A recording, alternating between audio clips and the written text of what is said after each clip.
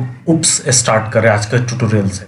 उप्स के हम लोग सारे कॉन्सेप्ट को पढ़ेंगे, एकदम फ्रेशर लेवल से एडवांस लेवल तक के सारे कॉन्सेप्ट को एकदम लाइन बाय लाइन यहाँ पे पढ़ने वाले हैं हम लोग। और ये सीरीज का एक पार्ट 1 वीडियो है, इसमें हम लोग ऑब्जेक्ट और क्लास के बारे में यहाँ पे टोटली हम लोग सिर्फ पढ़ने वाले हैं।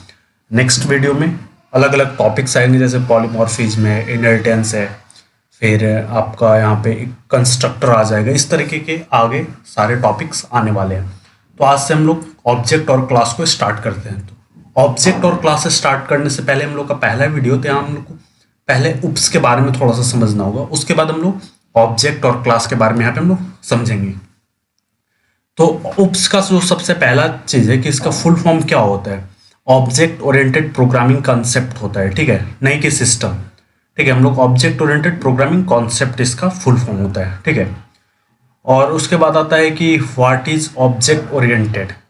ऑब्जेक्ट ओरिएंटेड क्या है, ठीक है, क्योंकि ये उप्स क्या है, ऑब्जेक्ट ओरिएंटेड प्रोग्रामिंग कॉन्सेप्ट है, तो कोई पूछ देगा कि ऑब्जेक्ट ओरिएंटेड क्या है, ठीक है। तो it is a concept that take it from real world. एक मतलब कि कॉन्सेप्ट है जो कि रियल वर्ल्ड से लिया गया है, ठीक है। इसके अंदर क्या क्या आता है ऑब्जेक्ट ओरिएंटेड के अंदर, object, class, inheritance, encapsulation, polymorphism, ETC. इसमें अभी और भी आते हैं, बट मैंने यहाँ पे 4-5 अभी लिख दिया। तो ये कुछ ऑब्जेक्ट ओरिएंटेड के कॉन्सेप्ट आते हैं, ऑब्जेक्ट ओरिएंटेड के अंदर ये चीज आते हैं, ठीक है। उसके बाद आता है कि in object oriented programming follow all feature of OOPs. जो ऑब्जेक्ट ओरिएंटेड जो प्रोग्रामिंग होता है ना, वो उप्स के सारे कॉन्सेप्ट को फॉलो करता है, तो अब वो फुली ऑब्जेक्ट ओरिएंटेड प्रोग्रामिंग होता है, ठीक है। इसका हम लोग एग्जांपल भी देखेंगे कि ऑब्जेक्ट ओरिएंटेड प्रोग्रामिंग के सारे कंसेप्ट अगर वो नहीं फॉलो करता है तो उससे हम लोग क्या बोलते हैं, वो क्या होता है, उसके एग्जांपल्स वगैरह सारा अभी हम लोग आगे 1 by 1 करके यहाँ पे देखने वाले हैं, ठीक है। फिर आता है यहाँ पे object based language support subset of the feature of OOPS such as polymorphism और इनहेरिटेंस। तो यहाँ पे एक ऑब्जेक्ट ओरिएंटेड हो गया जो कि सारे फीचर को फॉलो करता है। अगर सारे फीचर को नहीं फॉलो करता है, जैसे पॉलीमॉर्फिज्म और इनहेरिटेंस को अगर फॉलो नहीं करता है, तो ऑब्जेक्ट बेस्ड लैंग्वेज हो गए, ठीक है। तो ऑब्जेक्ट बेस्ड लैंग्वेज का भी हम लोग एग्जांपल देखेंगे कि ऑब्जेक्ट बेस्ड क्या हो गया, प्योर ऑब्जेक्ट ओरिएंटेड प्रोग्रामिंग कौन कौन से हैं, और ऑब्जेक्ट ओरिएंटेड तो हम लोग ये जावा हम लोग का ऑब्जेक्ट ओरिएंटेड है ही है, ठीक है। तो और भी देखेंगे कि ऑब्जेक्ट ओरिएंटेड में और कौन कौन से आते हैं। तो हो गया आपका यहाँ पे ऑब्जेक्ट बेस्ड, ठीक है। और अब हम लोग आगे चलें तो यहाँ पे क्या है, in a pure object oriented language. एक हम लोग के पास प्योर ऑब्जेक्ट ओरिएंटेड लैंग्वेज भी है, ठीक है, जहाँ पे कि सब कुछ क्या होगा ऑब्जेक्ट में होगा, वहाँ पे कुछ भी मैनुअली और वहाँ पे इंटरचेंज एक दूसरे से नहीं होगा, ठीक है। तो वहाँ पे everything is an object, no support of primitive data type, no support of static, it means language is pure, ठीक है। तो प्योर जो ऑब्जेक्ट ओरिएंटेड लैंग्वेज है, उस लैंग्वेज का भी हम लोग आगे एग्जांपल भी देखेंगे कि कौन सा है। तो अभी हम लोग जान ले, सिर्फ इतना जाने कि प्योर ऑब्जेक्ट ओरिएंटेड में हर कुछ वहाँ पे ऑब्जेक्ट के फॉर्म में ही होगा, मतलब वहाँ पे पार्सिंग नहीं होता है। जैसे हम लोग को जावा में इंटीजर डॉट पार्स कर लेते हैं, तो इस तरीके से वहाँ पे प्योर ऑब्जेक्ट ओरिएंटेड में नहीं होता है, ठीक है। तो अब यहाँ पे हम लोग उसका कुछ एग्जाम्पल देख लेते हैं। ये हम लोग का ऑब्जेक्ट हो गया, और ऑब्जेक्ट यहाँ पे देख लीजिए ऑब्जेक्ट ओरिएंटेड में C++, जावा। ये हम लोग का यहाँ पे मैं कुछ ही एग्जांपल यहाँ पे दो एक एक लेके रखा हूँ। ऑब्जेक्ट ओरिएंटेड में C+ और जावा, ये हम लोग का क्या हो गया ऑब्जेक्ट ओरिएंटेड प्रोग्रामिंग हो गया। इसमें ऑब्जेक्ट के सारे कंसेप्ट को यहाँ पे फॉलो किए जाते हैं, ठीक है। फिर ऑब्जेक्ट बेस्ड प्रोग्रामिंग में मतलब कि यहाँ पे पॉलीमॉर्फिज्म और यहाँ पे रन टाइम जो था पॉलीमॉर्फिज्म और इनहेरिटेंस यहाँ पे फॉलो नहीं किया जाता है ऑब्जेक्ट बेस्ड लैंग्वेज में। तो वो ऑब्जेक्ट बेस्ड लैंग्वेज है जावास्क्रिप्ट और PHP। इसमें पॉलीमॉर्फिज्म और इनहेरिटेंस छोड़ करके सारे कॉन्सेप्ट हैं, बट ये 2 कॉन्सेप्ट नहीं है। और प्योरली ऑब्जेक्ट ओरिएंटेड, या इसको ट्रूली भी बोला जाता है, स्मॉल टॉक। एक पुराना प्रोग्रामिंग लैंग्वेज है स्मॉल टॉक। तो इसमें क्या होता है कि सारे कुछ ऑब्जेक्ट के ही फॉर्म में होते हैं, यहाँ पे कुछ भी पार्सिंग यहाँ पे पॉसिबल नहीं है, ठीक है। तो यहाँ पे Java is a object oriented programming language. हम लोग का जावा क्या है, ऑब्जेक्ट ओरिएंटेड प्रोग्रामिंग लैंग्वेज है, ठीक है। हम लोग का जावा जो है होता है कि 100% ऑब्जेक्ट उप्स को फॉलो नहीं करता है, ठीक है। 100% मतलब कि ऑब्जेक्ट ओरिएंटेड नहीं है, ठीक है। ऑब्जेक्ट ओरिएंटेड का मतलब कि सब कुछ ऑब्जेक्ट के फॉर्म में होना चाहिए, तब वो 100% ऑब्जेक्ट ओरिएंटेड है होता है। मगर ये उससे बेटर है object oriented, purely object oriented से बेटर है अपना जावा। जावा 100% ऑब्जेक्ट ओरिएंटेड नहीं है। क्यों है कि यहाँ पे हम लोग के पास स्टैटिक कीवर्ड का सपोर्ट भी है, प्रिमिटिव डेटा टाइप्स का भी सपोर्ट है। यहाँ पे देख लीजिए, इसमें प्योरली में क्या है, स्टैटिक का सपोर्ट नहीं है और यहाँ पे प्रिमिटिव का सपोर्ट नहीं है, तो इससे अपन लोग का वो ठीक है। यहाँ पे प्रिमिटिव हो गया और ये स्टैटिक, ये दो का अपने लोग में जावा में सपोर्ट है। तो जावा अपने लोगों का जो जावा है वो बेटर है प्योरली ऑब्जेक्ट ओरिएंटेड से, ठीक है। तो यहाँ पे यही है कि क्वेश्चन अराइज होता है, Java is pure object oriented programming language और नॉट, नहीं तो क्यों क्यों नहीं है। यहाँ पे हम लोग इंटरव्यू पॉइंट ऑफ व्यू का जितना भी क्वेश्चन अराइज होगा वो सारा हम लोग एक वीडियो में जितना भी पढ़ेंगे उसमें जितना भी इंटरव्यू का प्रॉब्लम आएगा, इंटरव्यू में जो पूछे जाने वाले प्रॉब्लम्स है वो यहाँ पे मैं 1 बाय 1 डिस्कस करता चलूँगा, ठीक है। तो इस वीडियो में आपको 3 4 5 मिल सकते हैं प्रॉब्लम, ठीक है। तो यहाँ पे पहला क्वेश्चन यही आएगा कि pure object oriented programming language है और नहीं है, नहीं है तो क्यों। तो यही है कि Java pure object oriented programming language नहीं है क्योंकि इसमें स्टैटिक कीवर्ड और प्रिमिटिव डेटा टाइप का सपोर्ट है, ठीक है। नहीं है क्यों क्यों नहीं है, तो भाई यही है कि स्टैटिक और प्रिमिटिव डेटा टाइप का सपोर्ट है। उसके बाद अब हम लोग बात करते हैं ऑब्जेक्ट ओरिएंटेड प्रोग्रामिंग के। अब हम लोगों ने यहाँ पे क्या देखा, हम लोगों ने एक से छोटा छोटा यहाँ पे देख लिया कि हाँ ऑब्जेक्ट ओरिएंटेड में जो होता है कि सारा फीचर उसका फॉलो करता है। ऑब्जेक्ट बेस्ड में पॉलीमॉर्फिज्म इनहेरिटेंस का सपोर्ट अगर नहीं हो तो ऑब्जेक्ट बेस्ड हो जाता है। फिर प्योरली में प्रिमिटिव और स्टैटिक कीवर्ड का सपोर्ट नहीं होता है तो प्योरली ऑब्जेक्ट ओरिएंटेड हो जाता है। तो अब हम लोग इस चीज़ को अब एक्सप्लेन पूरा डिटेल में करके देखते हैं, क्योंकि यूनिवर्सिटी लेवल के भी एग्ज़ाम के लिए ये भी मतलब कि जो कोर्स है वो है और जो इंटरव्यू पॉइंट ऑफ व्यू से भी ये सारा क्वेश्चन है, मतलब कि फुल्ली इस कोर्स में पूरा चीज़ कवर होने वाला है। अगर आप इंटरव्यू देने जाते हैं तो भी देख के जा सकते हैं, अगर आप एग्ज़ाम देने जाते हैं या अगर यूनिवर्सिटी का तो उसके लिए भी इनफ है। तो यहाँ पे अब हम लोग देख लेते हैं कि ऑब्जेक्ट ओरिएंटेड के बारे में पूरा डिटेल में, ठीक है, एक्सप्लेन। तो यहाँ पे object oriented is a programming technique. क्या ऑब्जेक्ट ओरिएंटेड एक प्रोग्रामिंग टेक्निक है which is taken from real world, जो कि रियल वर्ल्ड से लिया गया है, in order to simplify the development and maintenance the software. मतलब कि डेवलपमेंट को सिंपल बनाने के लिए, सॉफ्टवेयर को मेंटेन करने के लिए। This technology has so many concept like object, class, inheritance, etc। अभी हम लोग ने ऊपर में भी देखा था कि कुछ कुछ कॉन्सेप्ट्स आते हैं, तो वही चीज़ है यहाँ पे। Collectively all the concept are called OOPs, और ये सब कॉन्सेप्ट को मिला के एक उप्स हम लोग का होता है, ठीक है। If a language having all the characteristic of oops is called object oriented programming language. अगर कोई भी प्रोग्रामिंग लैंग्वेज अगर ये सारा कैरेक्टरिस्टिक को अगर फॉलो करता है तो हम लोग का उप्स कहलाता है। जैसे कि C+ और जावा में इस तरीके की लैंग्वेज में क्या होता है कि सारे उप्स के कॉन्सेप्ट को फॉलो किया जाता है, तो ये अब हम लोग का ऑब्जेक्ट ओरिएंटेड प्रोग्रामिंग है। एडवांटेज अब हम लोग देख लेते हैं कि इसका एडवांटेज क्या है, और उप्स नहीं था तो प्रोसीजरल और ओरिएंटेड का यहाँ पे डिसएडवांटेज क्या है। एडवांटेज है reuse of code through inheritance, inheritance के थ्रू हम लोग कोड को रीयूज कर लेते हैं। फ्लेक्सिबिलिटी थ्रू पॉलीमॉर्फिज्म, अभी हम लोग अगर पॉलीमॉर्फिज्म अगर नहीं समझ में आ रहा है तो अभी आगे हम लोग पढ़ेंगे तो जानेंगे कि पॉलीमॉर्फिज्म के कोड से, इनहेरिटेंस के कोड से ये फ्लेक्सिबिलिटी कैसे आई, रीयूजबिलिटी ऑफ कोड कैसे आया, तो अभी हम लोग आगे वहाँ पे समझने वाले हैं। सिंप्लिसिटी, कोड को क्या बनाया, इसने सिंपल बना दिया, ये जो उप्स आया, ठीक है। और जब हम लोग का अगर उप्स नहीं था तो इसमें दिक्कत क्या था, वहाँ पे टाइट कपलिंग होती थी, डिपेंडेंसी होती थी, कॉम्प्लेक्सिटी होती थी वहाँ पे कि एक दूसरे पे सारे कुछ डिपेंडेंट होते थे, ठीक है। तो ये सारा दिक्कत वहाँ पे हम लोग को प्रोसीजरल ओरिएंटेड में था, तो प्रोसीजरल ओरिएंटेड को हटा करके इसलिए उप्स आया है। हम लोग का मेन रीजन उप्स का आने का यही है, ठीक है।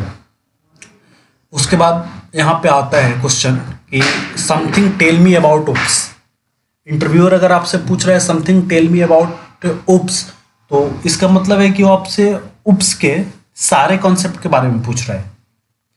तो आप उससे क्या कीजिए कि थोड़ा थोड़ा उसके हर कॉन्सेप्ट के बारे में बताइए। जैसे कॉन्सेप्ट के बारे में मतलब कि इनहेरिटेंस, पॉलीमॉर्फिज्म, क्लास, ऑब्जेक्ट, इस तरीके के कुछ 4-5 फीचर के बारे में जो UPS के अंदर जो आता है, वो 4-5 फीचर के बारे में थोड़ा थोड़ा आप उसे बताइए कि इनकैप्सुलेशन क्या होता है, पॉलीमॉर्फिज्म, इस तरीके से। ठीक है, तो यहाँ से क्वेश्चन का आंसर ये चीज़ हो गया। तो इसमें भी हम लोग क्लास और ऑब्जेक्ट पढ़ने वाले हैं, तो इस क्वेश्चन के लिए 2 आंसर भी आपको इस वीडियो में ही मिल जाएंगे। क्लास और ऑब्जेक्ट के बारे में भी आप बता सकते हैं। इसके बाद नेक्स्ट पॉलीमॉर्फिज्म, इनकैप्सुलेशन आएगा, तो वहाँ पे आप वो दोनों भी लेकर के बता सकते हैं। टोटल 4-5 अगर दे देंगे तो उतना इनफ होता है प्रो इंटरव्यू में बताने के लिए। तो ये हम लोग का दूसरा क्वेश्चन था, something tell me about OPS। अब हम लोग देखते हैं यहाँ पे object based programming. A programming language is called object based if does not having following characteristic of OPS। अभी हम लोग ऊपर में भी देखा था कि रन टाइम, पॉलीमॉर्फिज्म और इनहेरिटेंस को फॉलो जब नहीं करता है तो ऑब्जेक्ट बेस्ड हो जाता है। और ऑब्जेक्ट बेस्ड में कौन कौन से लैंग्वेज आते हैं, लैंग्वेजेस जावास्क्रिप्ट और PHP। The another difference between object oriented and object based, in the object oriented we have manually create the object, but object based programming language we have ready made object। तो हम लोग JavaScript में curly braces को अगर लगा देते हैं तो उसको हम लोग बोलते हैं कि ऑब्जेक्ट क्रिएट हो गया है। ठीक है, तो और PHP के बारे में तो मेरे को पता नहीं है, बट जावास्क्रिप्ट में कर्ली ब्रेसेस लगा करके बनाया जाता है। ठीक है, तो ये सब अंतर है। हम लोग जावा में मैनुअली न्यू कीवर्ड का यूज करके हम लोग यहाँ पे ऑब्जेक्ट क्रिएट करते हैं। तो ये चीज़ हो गया ऑब्जेक्ट ओरिएंटेड और ऑब्जेक्ट बेस्ड। और मैंने यहाँ पे प्योरली ऑब्जेक्ट ओरिएंटेड के बारे में मैंने यहाँ पे नहीं लिखा है, क्योंकि उसका ज़रूरत नहीं होता है। तो बस जान जाइए कि एक प्योरली ऑब्जेक्ट ओरिएंटेड होता है जिसमें कि स्टैटिक और प्रिमिटिव डेटा टाइप का यूज़ नहीं होता है, तो प्योरली हो गया। ठीक है, उसके बारे में मैं यहाँ पे कुछ लिखवाया नहीं और ये कभी पूछा भी नहीं जाता है। अगर आपको ज़रूरत है तो आप गूगल से प्योरली या प्योरली ऑब्जेक्ट ओरिएंटेड के बारे में वहाँ पे सर्च करके वहाँ से आप ले सकते हैं। तो यहाँ पे अभी हम लोगों ने क्या सिंपल देख लिया कि ऑब्जेक्ट बेस्ड क्या होता है, ऑब्जेक्ट ओरिएंटेड क्या होता है, इसके एडवांटेज, इसके डिसएडवांटेज। यहाँ पे 2 क्वेश्चन हम लोगों ने देख लिए, दोनों बहुत इंपॉर्टेंट क्वेश्चन है। ऑब्जेक्ट से अगर आपसे UPS का अगर इंटरव्यू में अगर कुछ क्वेश्चन पूछा जा रहा है तो pure object oriented programming language और something tell me about OPS, ये आपसे वहाँ पे पूछा ही जाएगा। ठीक है, और फिर हम लोगों ने यहाँ पे स्ट्रक्चर देखा कि कौन कौन से ऑब्जेक्ट ओरिएंटेड में आते हैं, ऑब्जेक्ट बेस्ड में आते हैं, फिर प्योरली में कौन कौन से लैंग्वेज आते हैं, और ऊपर में हम लोगों ने यहाँ पे छोटा छोटा ये सबका डेफिनेशन भी देखा। अगर कहीं पे छोटा अगर आपको डेफिनेशन बताना है तो ये चीज़ आप बता सकते हैं। ठीक है, in object oriented follow all the feature of OPS। तो फिर पूछेगा कि कौन कौन से फीचर होते हैं UPS का, तो आप वहाँ पे बता सकते हैं polymorphism, inheritance, capsulation, class, object. तो इस तरीके से वहाँ पे फीचर आप बता सकते हैं। छोटा छोटा डेफिनेशन अगर कहीं पे अगर उस तरीके का देने की जरूरत है तो वो चीज़ दे सकते हैं। और लॉन्ग में डेफिनेशन के लिए तो यहाँ पे ये लॉन्ग के लिए इतना इनफ है। तो यहाँ पे अब हम लोग मूव करते हैं अब यहाँ पे ऑब्जेक्ट पे, कि मेन तो हम लोग का मोटो यहाँ पे ऑब्जेक्ट और क्लास को यहाँ पे समझना। तो यहाँ से हम लोग शुरू करते हैं ऑब्जेक्ट और क्लास। हम लोग का UPS का जो बेसिक जो इंट्रोडक्शन था वो अब यहाँ पे हम लोग का खत्म हो गया है। तो क्या है ऑब्जेक्ट? ऑब्जेक्ट मतलब कि इस संसार में जो कुछ भी है ना वो सब क्या है, एक ऑब्जेक्ट ही है, जिसको हम लोग छू सकते हैं, उसको हम लोग फील कर सकते हैं, अगर इमेजिन कर सकते हैं, वो सारा कुछ हम लोग का ऑब्जेक्ट ही है और दूसरा कुछ नहीं है।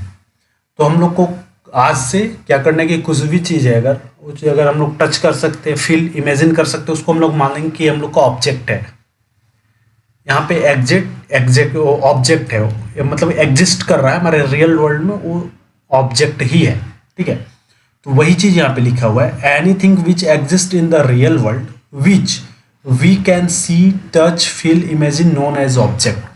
तो हम लोग टच, फील और इमेजिन कर सकते हैं, तो वो चीज़ हम लोग जानेंगे कि वो एक ऑब्जेक्ट है। ठीक है, anything which exist in the real world में। ठीक है, तो ऑब्जेक्ट के क्या होते हैं, कुछ कैरेक्टरिस्टिक होते हैं। कोई भी चीज़ अगर आप ले लेंगे ना तो उसके 3 मतलब कि स्टेट होते ही है। कोई भी चीज़, ये चीज़ रियल वर्ल्ड से इसीलिए लिया गया है कि आदमी जल्दी क्या करे, भूल ना पाए, उससे रियल वर्ल्ड से वो रिलेट करके वो चीज़ जल्दी से समझ जाए। ठीक है, नहीं तो आदमी क्या होता है कि बहुत जल्दी किसी भी चीज़ को भूल जाता है। बट यहाँ पे अगर आप ऑब्जेक्ट क्लास के बारे में अगर आप पढ़ ले रहे हो तो आप रियल वर्ल्ड से उसको करके आप कभी फिर नहीं आप भूल पाओगे। तो उसके तीन स्टेट क्या हो कैरेक्टरिस्टिक होते हैं, एक स्टेट, एक बिहेवियर और तीसरा होता है आइडेंटिटी। स्टेट क्या होता है, उसका डेटा मेंबर एट्रीब्यूट होता है, उसका फंक्शनलिटी क्या होता है, मतलब कि वो क्या काम कर रहा है। जैसे कि अगर हमारे पास एक पेन है, ठीक है, तो पेन में स्टेट क्या हो जाएगा, उसका पेन में स्टेट हो जाएगा कि वो मतलब कि अगर ब्लू है तो उसका अगर ऊपर का कलर अगर ब्लू है सपोज है, ठीक है, तो उसका डेटा मेंबर में क्या हो गया, उसका कलर ब्लू हो गया। मेंबर और एट्रीब्यूट मतलब दोनों मतलब कि एक ही होता है, तो मैं यहाँ पे जिसका जो दोनों नाम था तो मैं यहाँ पे दोनों नाम लिख दूँ, दोनों नाम से आप कंफ्यूज ना होइएगा। तो यहाँ पे ब्लू पेन है, तो अगर उसका कलर अगर ऊपर का ब्लू है, रेड है, तो उसका क्या होगा, वो उसका एक डेटा मेंबर होगा। उसका बिहेवियर क्या है, उसका बिहेवियर क्या है, लिखना है।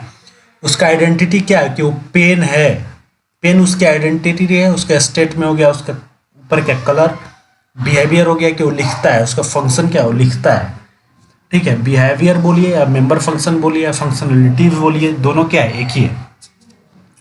और आइडेंटिटी में वो खुद पेन हो ही गया। तो ये चीज़ हो गया हमारे यहाँ पे इसके कैरेक्टरिस्टिक में। और ये अब हम लोग का तीसरा क्वेश्चन आ गया इंटरव्यू पॉइंट ऑफ व्यू से। यहाँ पे तीसरा क्वेश्चन आ गया कि what is object in Java.